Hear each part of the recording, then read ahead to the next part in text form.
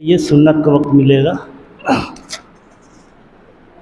الحمدللہ نحمده ونستعینه ونستغفره ونؤمن به ونتوکل علیہ ونعوذ باللہ من شرور انفسنا ومن سیئات اعمالنا من يهده الله فلا مضل له ومن يضلل فلا هادي له ونشهد ان لا اله الا الله وحده لا شريك له ونشهد ان سيدنا ومولانا محمدا عبده ورسوله اما بعد فاعوذ بالله من الشيطان الرجيم بسم الله الرحمن الرحيم يا أيها الذين آمنوا اتقوا الله وكونوا مع الصادقين وقال النبي صلى الله عليه وسلم الصدق ينجي والكذب يهلك أو كما قال عليه الصلاة والسلام صدق الله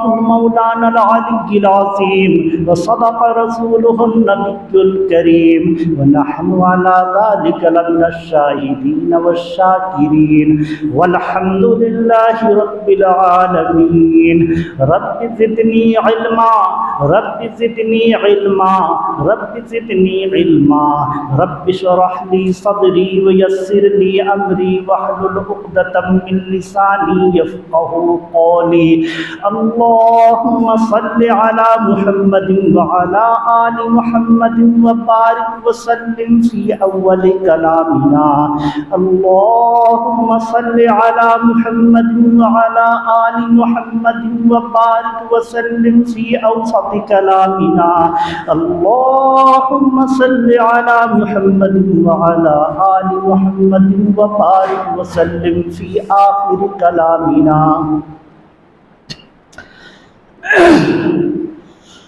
محترم حضرات، سامعین کرام، معزز حاضرین، میرے اچھے اور سچے دوستو،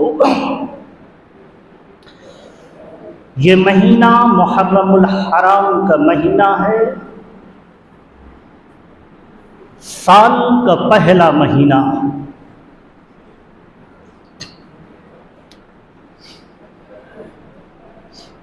دنیا کے ہر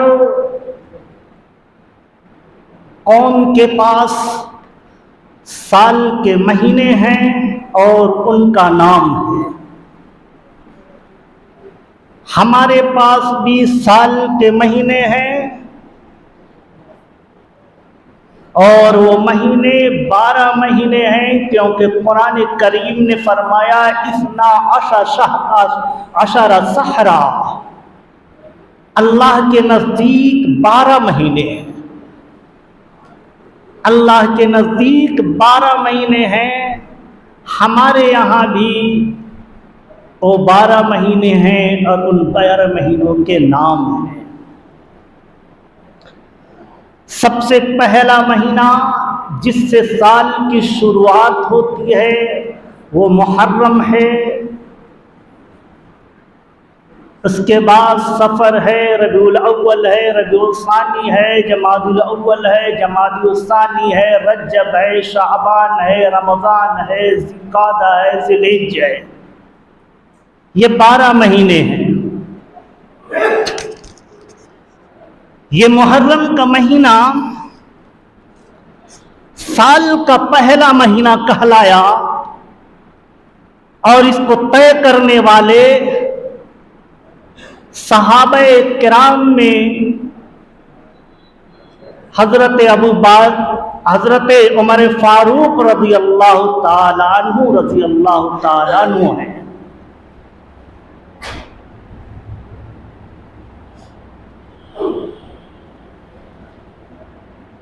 دور فاروقی سے پہلے حضرت عمر فاروق رضی اللہ تعالیٰ عنہ کے دور سے پہلے بھی محرم آتا تھا،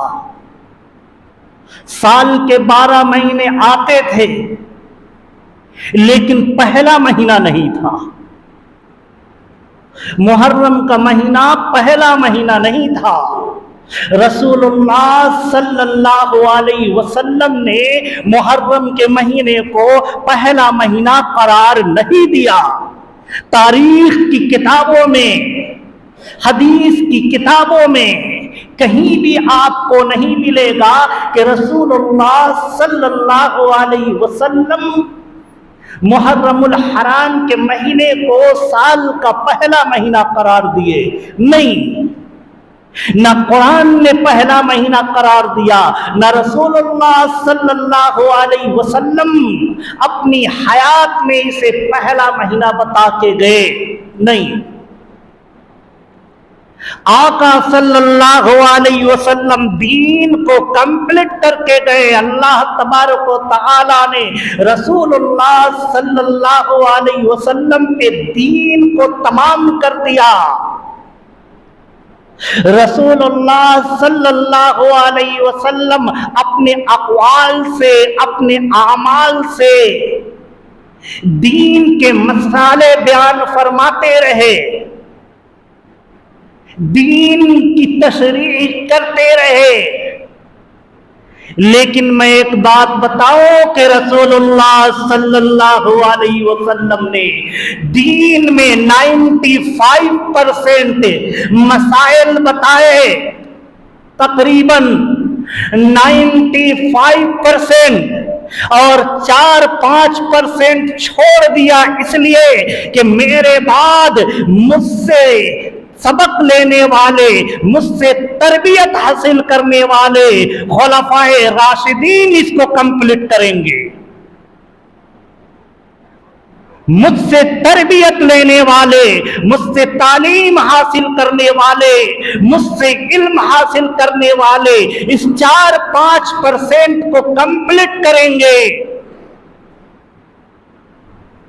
انہی میں حضرت ابو بکر صدیق رضی اللہ تعالیٰ عنہ ہے، حضرت عمر فاروق رضی اللہ تعالیٰ عنہ ہے، حضرت عثمان غنی رضی اللہ تعالیٰ عنہ ہے، حضرت علی ابن ابی طالب رضی اللہ تعالیٰ عنہ ہے، حضرت امیر معاویہ رضی اللہ تعالیٰ عنہ ہے، حضرت حسن اور حسین رضی اللہ تعالیٰ عنہ ہے.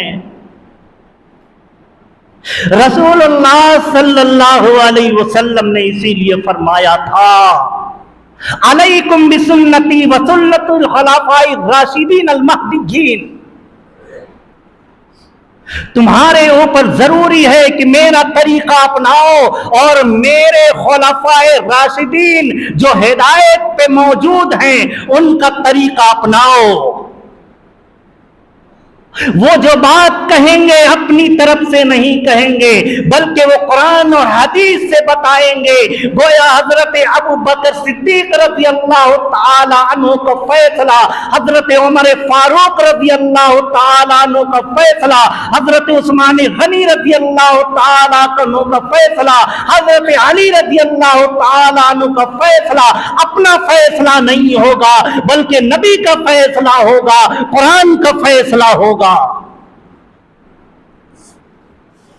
اپنا فیصلہ نہیں ہوگا. لوگ پروپیگنڈے مچاتے ہیں، یہ تو اب عمر کا فیصلہ ہے، یہ تو عمر کا فیصلہ ہے، یہ تو عثمان کی بات ہے. آقا نے فرمایا تھا علیکم بسنتی وسنت الخلفاء الراشدین المہدیین. وہ 4-5% جو میں چھوڑ کر کے جا رہا ہوں اس کو پورا کریں گے ہمارے خلفاء راشدین. اور یہ اپنی طرف سے فیصلہ نہیں کریں گے بلکہ یہ قرآن و حدیث کو سامنے رکھ کر کے فیصلہ کریں گے. گویا ان کا فیصلہ ان کا اپنا فیصلہ نہیں ہوگا، ان کا فیصلہ قرآن کا فیصلہ ہوگا، ان کا فیصلہ حدیث کا فیصلہ ہوگا. حضرت عمر فاروق رضی اللہ تعالیٰ عنہ کو جب دور خلافت آیا، مسجد نبوی میں اجلہ صحابہ کرام کو جمع کیا. ابی ابن کعب، عبداللہ ابن مسعود، حضرت علی رضی اللہ تعالیٰ عنہ، حضرت ابن عباس اور بڑے بڑے جلیل القدر صحابہ کرام کو جمع کیا اور فرمایا ہر قوم کے پاس سال ہے، اس کا نام ہے اس کی ابتدا ہے، اس کی انتہا ہے۔ ہمارا بھی سال ہونا چاہیے، اس کے ماہ کی ابتدا ہونی چاہیے، اس کے ماہ کی انتہا ہونی چاہیے۔ مشورہ طلب کیا۔ بعض صحابہ کرام نے مشورہ دیا کہ اسلام کا پہلا مہینہ ربیع الاول کا ہونا چاہیے، اسلام کا پہلا مہینہ ربیع الاول کا ہونا چاہیے۔ حضرت عمر فاروق رضی اللہ تعالیٰ عنہ نے فرمایا ٹھیک ہے، ربیع الاول کا مہینہ محترم مہینہ ہے، احترام والا مہینہ ہے، اس مہینے میں رسول اللہ صلی اللہ علیہ وسلم کی آمد ہوئی، اور اسی مہینے میں رسول اللہ صلی اللہ علیہ وسلم اس دنیا سے رخصت فرما گئے۔ لیکن اگر ہم اس مہینے کو اول مہینہ قرار دے دیتے ہیں تو عیسائی جنوری کو پہلا مہینہ اس لیے مانتا ہے کہ جنوری میں عیسیٰ علیہ السلام کی وہ ولادت مانتا ہے، عیسیٰ علیہ السلام کی پیدائش مانتا ہے، اس لیے اس نے جنوری کو پہلا مہینہ قرار دیا۔ اگر ہم بھی ربیع الاول کو پہلا مہینہ قرار دے دے تو یہ ہو جائے گا دوسری قوم سے مشابہت، اور ہم بھی پہلے مہینے کو برتھ ڈے مان کر کے شروع کر دیں گے، لوگ اس کو برتھ ڈے منانے لگیں گے۔ آقا نے فرمایا تھا من تشبہ بقوم فہو منہم، جس قوم سے جو مشابہت رکھے گا وہ اسی میں سے ہو جائے گا۔ اس لیے ہمیں یہود و نصارہ سے الگ ہونا ہے، یہود و نصارہ سے مشابہت اختیار نہیں کرنی ہے۔ مختلف قسم کے مشورے آتے رہے، آخر کار ایک مشورہ حضرت علی رضی اللہ تعالی عنہ کے جانب سے آیا کہ امیر المؤمنین، محرم کے مہینے کو پہلا مہینہ قرار دیا جائے اور سال کے پہلے سال کا ہجری قرار دیا جائے۔ اس مشورے کو تمام صحابہ کرام نے قبول کیا، تمام صحابہ کرام نے قبول کیا، اور اتفاق سے، تمام کے اتفاق سے سن 17 ہجری میں حضرت عمر فاروق رضی اللہ تعالیٰ عنہ نے سن ہجری کا اجرا کیا، اور اس وقت سے اسلام کا پہلا مہینہ محرم قرار پایا۔ اس وقت سے اسلام کا پہلا مہینہ محرم قرار پایا۔ کیوں؟ حضرت علی رضی اللہ تعالیٰ عنہ نے جب محرم کے مہینے کا مشورہ دیا تو اس محرم کے فضائل بیان کیے کہ اس مہینے میں آدم علیہ السلام اتارے گئے، اس مہینے میں آدم علیہ السلام کی توبہ قبول کی گئی، اس مہینے میں یونس علیہ السلام مچھلی کے پیٹ سے باہر آئے، اس مہینے میں نوح علیہ السلام کی کشتی جودی پہاڑ کے قریب رکی، اس مہینے میں موسیٰ علیہ السلام کو فرعون اور ان کے حواریوں سے اللہ تبارک و تعالی نے نجات دلائی، اور اسی مہینے میں رسول اللہ صلی اللہ علیہ وسلم کو مکے سے مدینہ کے لیے ہجرت کا آرڈر دیا گیا۔ یہ فضیلتیں بیان فرمائی، کیوں؟ اس لیے فرمایا اس مہینے میں بڑے بڑے کام ہوئے ہیں، اللہ تبارک و تعالی نے اس مہینے میں بڑا بڑا کام لیا ہے اس مہینے میں، اس لیے اس مہینے کو پہلا مہینہ قرار دیا جائے۔ اس وقت سے آج تک محرم الحرام کا مہینہ پہلا مہینہ قرار پاتا ہے، اور ہم اسے پہلا مہینہ کہتے ہیں۔ آج لوگ اسے غم کا مہینہ منا لیے، غم کا مہینہ۔ अरे ये हुर्मत वाला महीना था, ये तहरीम वाला महीना था, ये इज्जत वाला महीना था। इस महीने में शादियां की जाती, इस महीने में तकरीबात किए जाते। ये तो एक इत्तेफाक है, ये एक इत्तेफाक है कि इसी महीने में हजरत हुसैन रजी अल्लाह ताला अन्हु शहीद कर दिए गए। गम हमें भी है, तकलीफ हमें भी है। और कौन मुसलमान होगा जिसको हजरत हुसैन रज़ी अल्लाह ताला अन्हु के शहादत पे गम नहीं होगा। लेकिन गम शहादत पे नहीं है, मुसलमान शहादत पे गम नहीं करता है, क्योंकि इस्लाम में सबसे बड़ा मर्तबा शहादत का मर्तबा है। इतने ऊंचे मकाम पे पहुंचने का कौन गम करेगा? गम तो बिछड़ने का होता है, गम तो बिछड़ने का होता है। इसको गम का महीना करार दे दिया गया, शहादत का महीना करार दे दिया गया। और करने वाले कौन थे? करने वाले खवारिज थे, करने वाले शिया थे। दीन में ऐसी ऐसी मिलावटें की, ऐसी ऐसी मिलावटें की कि कोई बंदा भी उनके मिलावट से पार नहीं हो पाया। हमारी किताबों में मिलावटें कर दी गई, हमारी किताबों में मिलावटें कर दी गई। आप यसरनर कुरान छोटा वाला उठाइए, छोटा वाला यसरनर कुरान आप उठाइए, उसमें एक दुआ मिलेगी आपको। उस दुआ में लिखा होगा कि ये चेचक का जब मर्ज फैल जाए तो दरवाजे में इसको लिख करके लटका दिया जाए। तमाम लोग इस पे अमल पैरा हो गए। क्या मौलवी, क्या खतीब, क्या मुफस्सिर, क्या मुहद्दिस, किसी ने नहीं सोचा ये कौन सी चाल थी।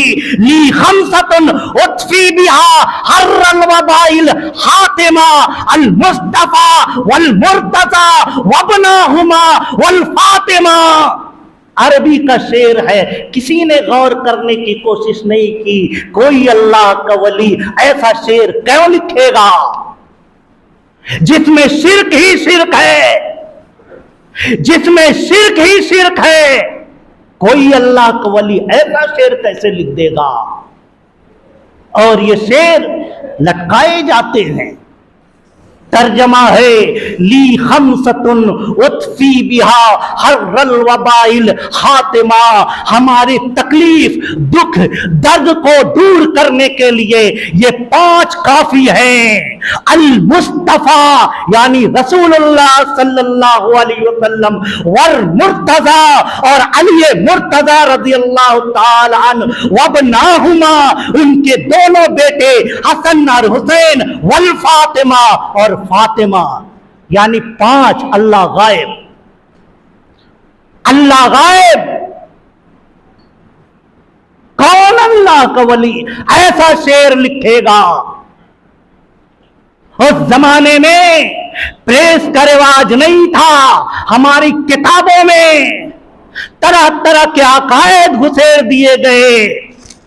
लोगों ने ताकीद करने की कोशिश नहीं की। फला मौलवी से तकरीर सुना, वो भी तकरीर कर दिया। फला एडिटर से चैप्टर पढ़ा, वो तकरीर कर दिया। फला से बात सुनी, वो तकरीर कर दिया। देखने की भी कोशिश नहीं की। एक शेर बड़ा मुहर्रम के महीने में पढ़ा जाता है, फारसी का शेर है। दीन अस्त हुसैन, शाह हुसैन, बादशाह अस्त हुसैन, दीन अस्त हुसैन, दीन पना अस्त हुसैन। यानी शाह है हुसैन, बादशाह है हुसैन, दीन है हुसैन, दीन की पनाह है हुसैन। फरदस्त, फरदाद नदाब दस्ते बल दस्ते यजीद। सर तो दे दिया लेकिन अपना हाथ यजीद को नहीं दिया। حتیٰ کہ بنائے حق کا لا الہ الا اللہ است حسین، یہاں تک کہ لا الہ الا اللہ کی بنیاد رکھنے والے حضرت حسین ہیں۔ اور کہا جاتا ہے کہ یہ شعر خواجہ اجمیری معین الدین اجمیری رحمت اللہ علیہ نے اپنے دیوان میں لکھا ہے۔ کیا مقرر اسی کا حوالہ دے گا، مبلغ اسی کا حوالہ دے گا، خطیب اسی کا حوالہ دے گا کہ معین الدین چشتی رحمت اللہ علیہ نے یہ شعر لکھا ہے۔ اتنے بڑے اللہ کے ولی پہ بہتان لگاتے ہوئے شرم نہیں آئی؟ ان ایڈیٹروں کو، ان مبلغوں کو، ان مقرروں کو شرم نہیں آئی؟ تحقیق کر لیتا، دنیا میں معین الدین اجمیری رحمت اللہ علیہ کی ساری کتابیں موجود ہیں، کوئی مائی کا لال ان کی کتاب میں یہ شعر ہمیں دکھلا دے۔ دیوان چشتی موجود ہے جس کا حوالہ دیا جاتا ہے، دیوان چشتی موجود ہے، پورا دیوان چشتی پڑھ جائے، ادھر سے ادھر دیکھ جائے، یہ شعر وہاں نہیں ملے گا۔ کس کا شعر ہے یہ؟ ایک اسی کے نام کا ملتا جلتا شیعہ تھا، اس کا نام تھا معین الدین قاشانی۔ معین الدین چشتی نہیں، معین الدین قاشانی۔ اس نے اس شعر پہ کیسے کیسے اسلام پہ حملے کیے، کتنا بڑا حملہ کیا۔ کہتا ہے کہ لا الہ الا اللہ کے بنیاد رکھنے والے حضرت حسین ہیں۔ حضرت حسین رضی اللہ تعالیٰ عنہ سے ہمیں محبت ہے، ہمیں لگاؤ ہے، لیکن اتنا بڑا جھوٹ تو مت بولو۔ تمام صحابہ کرام کے کارناموں میں پانی پھیر دیا گیا۔ وہ بلال کہاں جائیں گے جو تپتی ریت میں لٹا دیے جاتے تھے؟ وہ سمیہ کہاں جائے گی جس کے جسم کے 2 ٹکڑے کر دیے گئے؟ وہ زلیلہ کہاں جائے گی جن کے آنکھ میں گرم سلاخ پھیر دیا گیا؟ اور کربلا کا واقعہ ایسا بیان کیا جاتا ہے، سارے واقعات جتنے ہیں سب من گھڑت ہیں، سب من گھڑت ہیں، ایک بھی چشمدید گواہ نہیں ہے۔ بتایا کون؟ سنایا کون؟ ہاں، مظلومانہ طریقے سے سارے شہید کر دیے گئے، یہ ہم بھی اعتراف کرتے ہیں، لیکن بتانے والا ایسے ہوا ویسے ہوا، پردے کے پیچھے سے آواز آ رہی تھی، ایک آدمی نے پکڑا تو حضرت حسین شہید ہونے کے بعد بھی ہاتھ پکڑ لیے۔ یہ بتایا کون؟ ایک بھی چشمدید وہاں بچا نہیں، کوئی نہیں بچا۔ بتایا کون؟ سارے ادھر ادھر کے واقعات بس چھوڑے جاؤ، چھوڑے جاؤ، امت جاہل ہے، چھوڑے جاؤ، جو سنے گی وہ مان لے گی، جو سنے گی وہ مان لے گی۔ تحقیق سے کوئی واسطہ نہیں۔ کیا یہ جو بیان کیا جا رہا ہے اس کی بھی کوئی حقیقت ہے یا نہیں؟ حقیقت سے اس کا بھی کوئی واسطہ ہے یا نہیں؟ زنیرہ رضی اللہ تعالی عنہ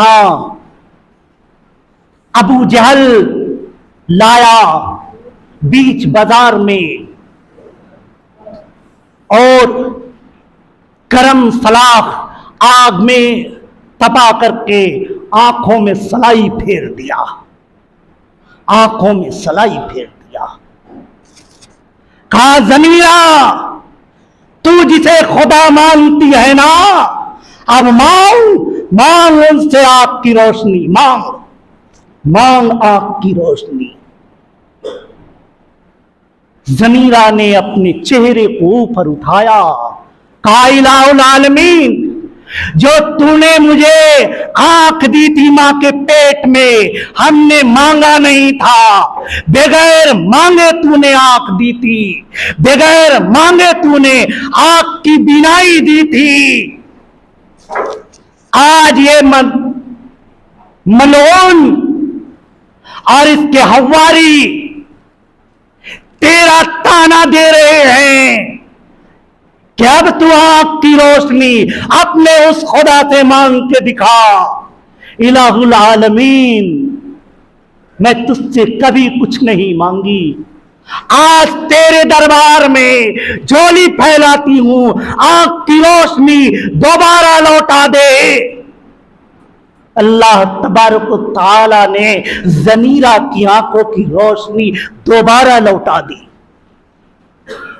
دوبارہ لوٹا دی۔ ان کی قربانیاں کہاں گئی؟ کہاں گئی؟ خبیب کو جلتے تیل میں بھون دیا گیا، ان کی قربانیاں کہاں گئی؟ صرف ایک یاد رہا اور کچھ نہیں۔ اور یہ بھی ان کی آمیزش جو اسلام کا سب سے بڑا دشمن ہے، امت مسلمہ سے اسلام کی بڑی بڑی تاریخی واقعات کو مٹا دیا، بھلوا دیا۔ آج کسی کو معلوم نہیں، کسی کو معلوم نہیں کہ ضمیرہ کے ساتھ کیا ہوا تھا، کسی کو معلوم نہیں خبیب کے ساتھ کیا ہوا تھا۔ دین کی بنیاد رکھنے والے یہ لوگ تھے۔ رسول اللہ صلی اللہ علیہ وسلم نے دین کی بنیاد رکھی، اور اس بنیاد میں شامل ہونے والے یہ لوگ تھے، ابو بکر تھے، یہ لوگ تھے۔ تم نے ان کی قربانیوں کو فراموش کر دیا، اور اس شیر کو چشتی رحمت اللہ علیہ کے سر مڑ دیا۔ اتنے بڑے اللہ کے ولی پہ جھوٹ بولنے میں شرم نہیں آئی؟ شرم نہیں آئی؟ تحقیق نہیں؟ پرچوں میں آپ دیکھو گے، اخباروں میں آپ دیکھو گے، تقریروں میں آپ دیکھو گے، چشتی رحمت اللہ علیہ کا حوالہ دے کے یہ شعر پڑھا جاتا ہے۔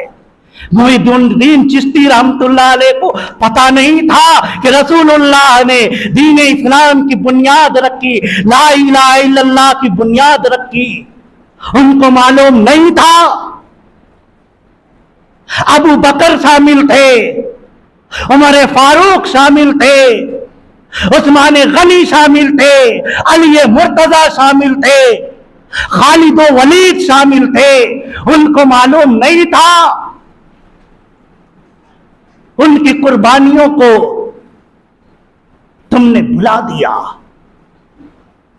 ایک شخص حضرت ابو بکر صدیق رضی اللہ تعالیٰ عنہ کے پاس پہنچتا ہے اور کہتا ہے، ابو بکر تو یہاں بیٹھا ہے اور تیرے یار کو کعبۃ اللہ کے پاس لوگ مار رہے ہیں، دیوانہ وار اٹھتے ہیں، اور پہنچتے ہیں تو دیکھتے ہیں کہ بھیڑ لگا کر کے رسول اللہ صلی اللہ علیہ وسلم پہ لوگ حملہ آور ہیں، مار رہے ہیں۔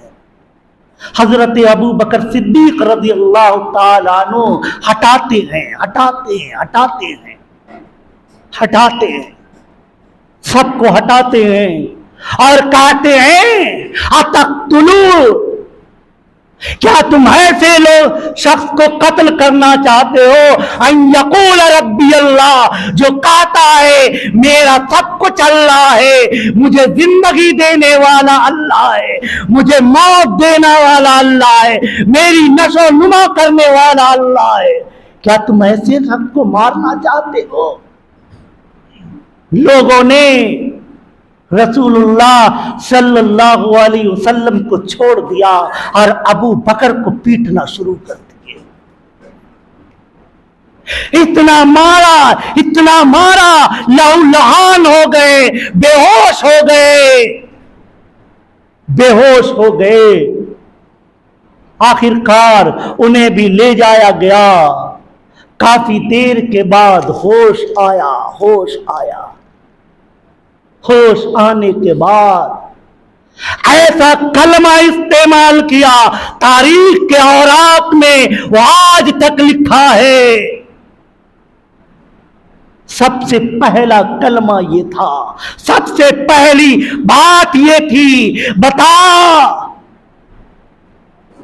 محمد کیسے ہیں صلی اللہ علیہ وسلم، میرے حبیب میرے دوست محمد کیسے ہیں؟ اپنی کوئی پرواہ نہیں۔ ماں نے کہا بیٹا دودھ لیے میں کھڑی ہوں، تو اسی کے لیے مار کھایا ہے، وہ ٹھیک ہے، دودھ پی لے۔ ماں کو دیکھا، جب ماں رکاوٹ بن رہی ہے تو پھر ایسا لفظ استعمال کیا، آسمان کے فرشتے بھی حیران ہو گئے ہوں گے۔ کہا اماں جان، رب کعبہ کی قسم، میں اس وقت تک نہ کچھ کھاؤں گا نہ کچھ پیوں گا جب تک میں محمد صلی اللہ علیہ وسلم کے پر انوار چہرے کو دیکھ نہ لوں۔ ان کی قربانیاں کہاں گئیں؟ کیا یہ دین کے بنیاد نہیں ہے؟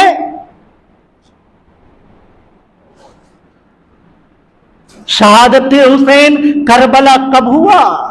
سن 61 ہجری میں، سن 61 ہجری میں، 61 ہجری میں، ادھر 61 سال، اور ہجرت کتنے برس میں ہوئی؟ مکے میں کتنے دن رہے سب جانتے ہیں، 13 سال۔ 13 سال، 61 اور 13، 74 سال۔ کیا اسلام نہیں تھا؟ کیا لا الہ الا اللہ نہیں تھا؟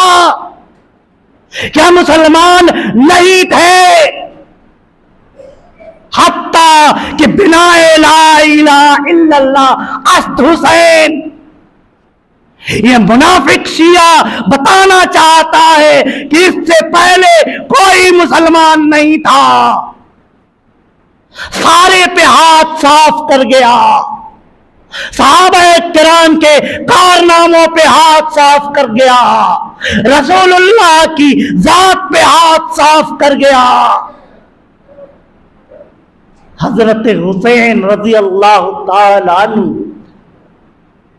جب گئے تھے تو آپ کو معلوم ہے وہ یزید سے لڑنے نہیں گئے تھے، یزید سے لڑنے نہیں گئے تھے۔ یزید کوفہ میں بیٹھا ہوا نہیں تھا، یزید کی دارالخلافت کوفہ میں نہیں تھی، وہ تو شام میں تھا۔ اگر یزید سے لڑنے حضرت حسین جاتے تو کوفہ کیوں جاتے؟ پھر وہ شام جاتے۔ وہ تو عراق کے غداروں نے لیٹر لکھا تھا، اور بہت لیٹر لکھا تھا، یہاں تک کہ ایک بوری جمع ہو گئی تھی کہ آپ آئیے کوفہ، آپ کے ہاتھ پہ ہم بیعت کر لیں گے۔ حضرت حسین رضی اللہ تعالیٰ عنہ ان کے اس خطوط کو دیکھ کر کے نکلے تھے۔ پہلے مسلم بن عقیل کو بھیجے تھے، مسلم بن عقیل نے تصدیق کر دی، اور پھر بعد میں مسلم بن عقیل کو بھی شہید کر دیا گیا۔ جب ان کا تصدیق نامہ آیا تب حضرت حسین نکلے، اور نکلنے کے وقت روکنے والوں میں صحابہ کرام کے جلیل القدر صحابہ کرام تھے۔ حضرت ابن مسعود یعنی مسعود کے بیٹے عبداللہ، عباس کے بیٹے عبداللہ، عمر کے بیٹے عبداللہ، صدیق کے بیٹے عبداللہ، عبداللہ ابن عمر، عبداللہ ابن مسعود، عبداللہ ابن عباس، یہ سارے روک رہے تھے کہ حضرت نہیں جائیے، عراقی لوگ غدار ہوتے ہیں، وہ بڑی غداری کرتے ہیں وہ آپ کو کی ذات کو ضائع کر دیں گے، مت جائیے۔ لیکن حضرت حسین رضی اللہ تعالیٰ عنہ نے کہا اتنے خطوط آئے ہیں، چلو چلتے ہیں۔ وہ گئے، واقعات معلوم ہے کہ بیچ میں روک لیا گیا۔ کربلا کوفہ میں نہیں پڑتا ہے، کوفہ سے پہلے کربلا میں روک دیا گیا، اور روکنے کے بعد آگے نہیں بڑھانے دیا گیا۔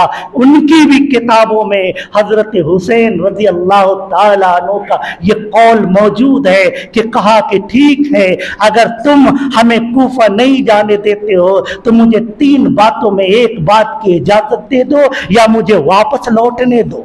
ان کی کتابوں میں بھی موجود ہے، یا مجھے واپس لوٹنے دو یا مجھے شام جانے دو، یزید سے ڈائریکٹ بات کر لوں گا، یا مجھے بارڈر میں بھیج دو، میں وہاں جا کر کے جہاد کروں گا۔ لفظ پہ غور کیجئے گا، یا اسلامی بارڈر میں بھیج دو، وہاں جا کے میں جہاد کروں گا۔ یعنی حضرت حسین رضی اللہ تعالیٰ عنہ اس حکومت کو بھی اسلامی حکومت جانتے تھے، تب تو جہاد کا مشورہ دیے۔ جہاد بارڈر کون بارڈر پہ کیا جاتا ہے؟ لیکن چونکہ انہیں بتایا گیا تھا کہ یزید اس قابل نہیں ہے کہ وہ خلافت میں رہ پائے، وہ خلافت چلا پائے، وہ کچھ سسٹم کو چینج کر رہا تھا، اس سسٹم کو چینج ہوتے دیکھ کر کے حضرت حسین رضی اللہ تعالیٰ عنہ برداشت نہیں کر پائے، اور اسی کے پاداش میں اس سسٹم کو دوبارہ اسلامی سسٹم بنانے کے لیے کوشش کرتے ہوئے جان کی بازی لگا دی، اپنے بھی قربان کر دیا، اپنی بیوی بچوں کو بھی قربان کر دیا۔ یہ سبق دے گئے کہ مجھے دیکھو اور میری قربانیوں کو دیکھو، جب اسلام پہ حملہ آور ہو، جب اسلام پہ آفتیں آئے، جب اسلام پہ آزمائشیں آئے، تو تم اپنی جان کو نہ دیکھنا، اپنے مال کو نہ دیکھنا، اپنے اولاد کو نہ دیکھنا، اسلام کو پہلا مقام دینا۔ اسلام پہ اگر تمہیں جان دینے کی نوبت آئے، جان دے دینا، مال قربان کرنے کی باری آئے، مال قربان کر دینا، بیوی بچوں کو قربان کرنے کی باری آئے، سب کو قربان کر دینا، لیکن اسلام کا دامن نہ چھوڑنا۔ لیکن یہاں کوفیوں نے غداری کی تھی، اس نے ایک نیا سسٹم جاری کر دیا اور ہائے ہائے کا نعرہ لگانے لگے، ماتم ہی ماتم کا مہینہ بنا دیا۔ یہ مہینہ ماتم کا مہینہ نہیں ہے۔ اللہ تبارک و تعالی ہمیں سننے سے زیادہ سمجھنے اور عمل کرنے کی توفیق عطا فرمائے۔ سنت